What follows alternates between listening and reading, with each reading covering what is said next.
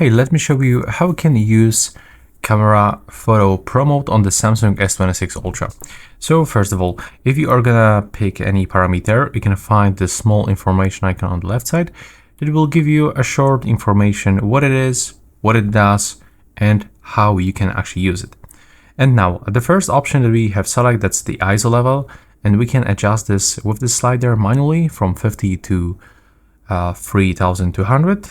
And also we can do this, adjust this automatically by clicking on this icon. Next, we can find the exposure, the shutter speed. So it looks like this right now, but the maximum charging speed is like 30 seconds. So that's actually a lot of time. If I'm gonna set it for like 4, of course, we'll take the photos. The smartphone will capture the light and the screen for 4 seconds. And after that, the photo will be taken. But of course, you can adjust this automatically. And now we got the exposure compensation. This is the only parameter that we can only adjust manually from -4 to +4. We can reset by clicking here. And next we can find focus. So by selecting this slider manually, it means that we are going to focus manually. So how it actually looks.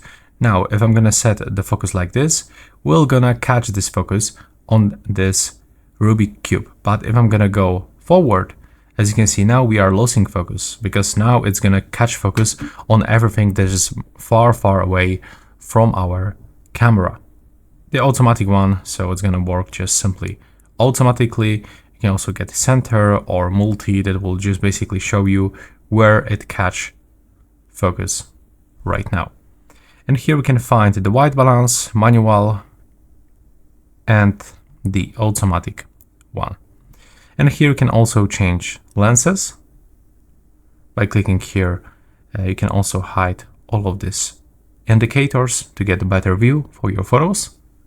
Now by clicking here, you can even change mode from 12 to 50 megapixel. By clicking here, you can also change matrix metering, and we can find 3 of them.